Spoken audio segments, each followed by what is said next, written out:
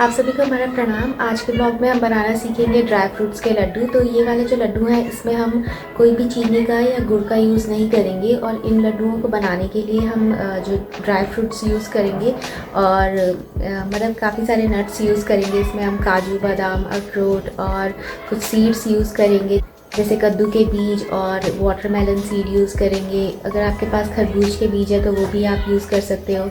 और इसमें हम जो शुगर यूज़ नहीं कर रहे हैं और गुड़ यूज़ नहीं कर रहे हैं, तो उसकी जगह हम नेचुरल शुगर यूज़ कर रहे हैं, जो कि है डेट्स यानी कि खजूर। तो खजूर जो होता है वो हमें सॉफ्ट वाला खजूर लेना है, हार्ड वाला खजूर नहीं लेना है। तो जो सॉफ्ट वाले खजूर और डेट्स के पैकेट आते हैं मार्केट में ईजिली मिल जाते हैं, वो आपको यूज़ करना है। इसमें कैसे लड्डू बनेगा वो उसकी मैं और क्या क्या सामान लगेगा वो सब मैं आपको ब्लॉग में आगे बताऊँगी।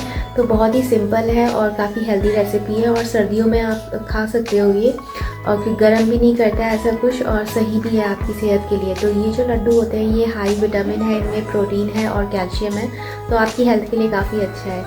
तो स्टार्ट करते हैं ड्राई फ्रूट्स लड्डू बनाना और सीखते हैं आज की न्यू रेसिपी।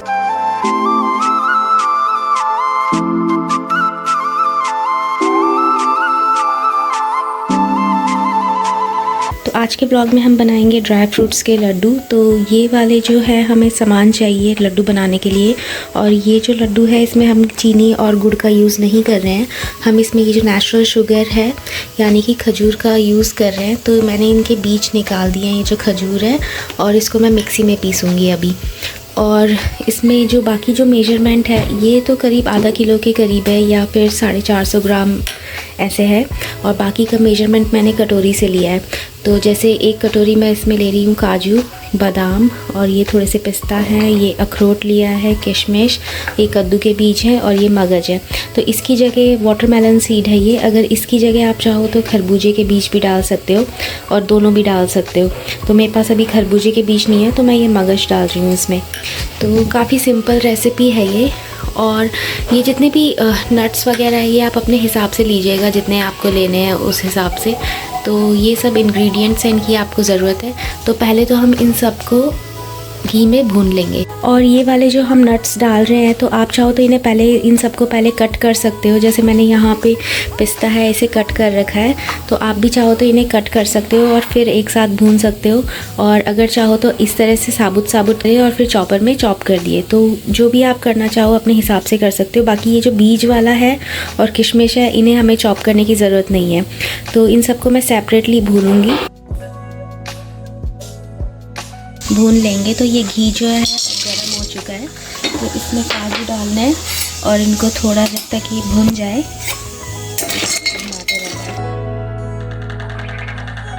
तो अब ये बादाम अच्छे से भून चुके हैं, चटकने लग गए हैं, इन्हें हम निकाल लेंगे। तो अब हमने जो बादाम वाला घी, अब हम काजू कर लेंगे उसी घी में, काजुओं को भी अच्छे से भून लेंगे। ये घी का कलर ही चेंज हो गया बादाम डालने से, पर कोई नहीं, इसको हम अच्छे से भून लेंगे, बाद में तो इन सब ने मिल ही जाना है। जैसे ये भुनने लगता है तो खुशबू आने लगती है, तो आपको पता चल जाएगा ये भुन गया और हल्का सा कलर चेंज हो जाता है। और अब काजू भी भुन चुके हैं, इन्हें भी हम निकाल लेंगे। तो अभी मैंने इसमें थोड़ा सा घी और डाला है और अब मैं इसमें अखरोट को भून लूँगी। तो ये अखरोट है, इन्हें हम डाल के थोड़ा अच्छे से भून लेंगे। तो अब अखरोट भी भून चुके हैं, इन्हें भी हम निकाल लेंगे। अब हम ये जो पिस्ता है इन्हें भी थोड़ा सा भून लेंगे, और अब पिस्ता भी भुनने वाला है, इसे भी हम साइड कर लेंगे। और अब हम जो कद्दू के बीज है इनको भी भून लेंगे थोड़ा सा, और इनको तो हमें चॉप नहीं करना है क्रश और चॉपर में या हाथ से इन्हें तोड़ना नहीं है, तो बस इन्हें भून के एक साइड रख लेंगे। तो अब ये कद्दू के बीज भी भून चुके हैं, तो ये बीज आपको पता चल जाएगा जब आप देखोगे ये फूल से रहे हैं, यानी कि ये भून चुके हैं। इन्हें अब हम निकाल लेंगे। अब हम इसमें थोड़ी सी किशमिश डाल देंगे और इसको भी भून देंगे। किशमिश भी आपको पता चल जाएगी, जब भून जाएगी तो वो फूल जाती है।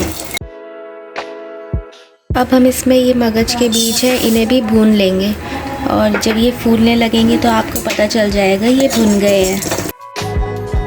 ये बीज इस तरह से चटकने लगते हैं और ये भी फूल गए हैं, ऐसे लगने लगे हैं, तो ये भी अब हो चुके हैं। इन्हें भी हम निकाल लेंगे, मैंने गैस ऑफ कर दी है।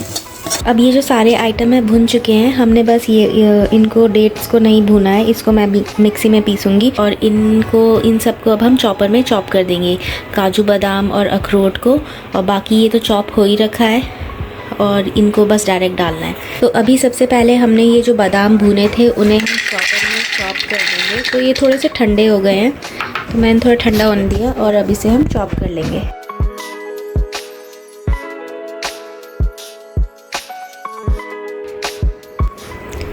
तो ये ऐसा होने लग गया है चॉप, और मैं थोड़ा सा और चॉप कर लूँगी इसे।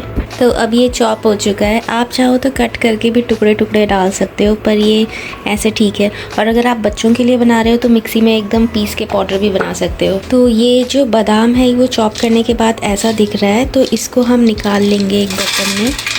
तो एक बड़े बर्तन में आप निकाल लेना इसे, ताकि मिक्स करना इजी हो। तो इस तरह से है, थोड़ा इसमें फाइन वाला भी हो गया, थोड़ा दरदरा भी हो गया। तो अब ये जो काजू है इन्हें भी हम चॉपर में चॉप कर लेंगे।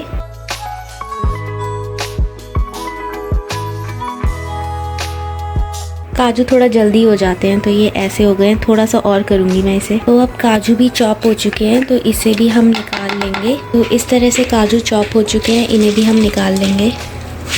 तो अब हम ये जो अखरोट हमने भुने हुए थे इन्हें भी चॉप कर लेंगे। तो ये अखरोट है, अब हम इसे चॉप करेंगे। तो अब ये अखरोट भी चॉप हो चुका है और ये ऐसा दिख रहा है।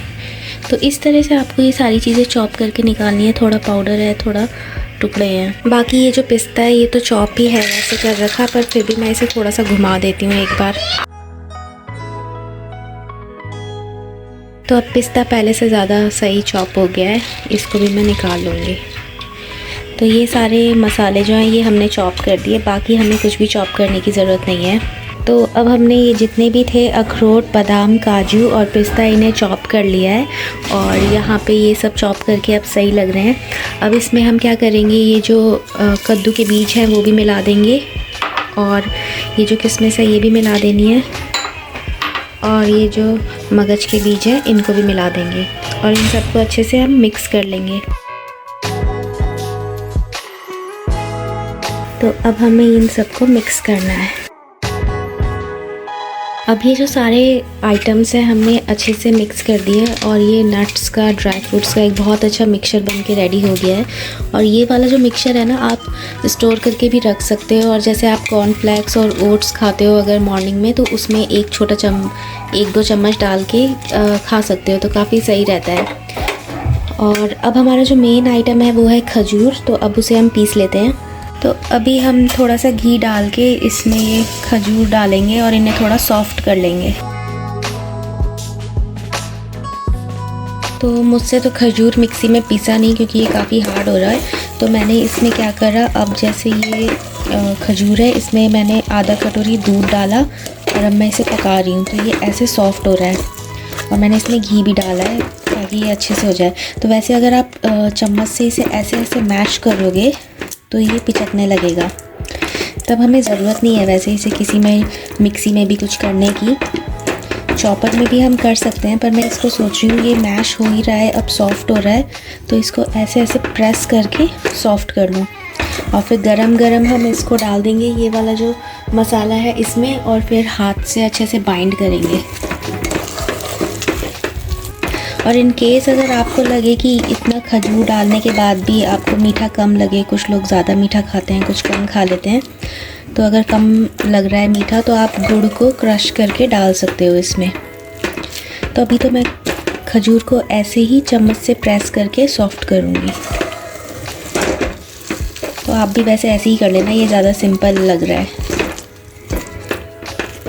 और थोड़ा सा दूध डाल लिया और घी भी डाल देना। तो अब मैं इसको डाल दूँगी जो हमने मसाला बनाया है उसके ऊपर, और इतने इसमें थोड़े थोड़े वो हैं तो चलेगा इतना। अब इसमें हम काम तो वैसे ठंडा होगा तभी कर पाएंगे, उससे पहले होगा नहीं।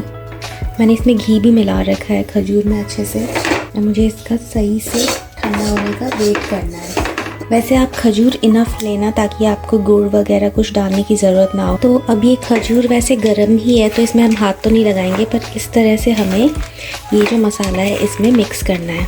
तो जितना मेरे से चम्मच से होगा मैं मिक्स करूँगी, उसके बाद वैसे ये हाथ से ही बढ़िया मिक्स होगा। तो ये ऐसा दिख रहा है। तो अब ये मसाला अच्छे से मिक्स हो गया है। तो जैसे आटा गूंदते हैं ना, उसकी तरह आपको इसको खूब अच्छे से मिक्स करना है। और घी तो मैंने खजूर में पहले ही डाल रखा था।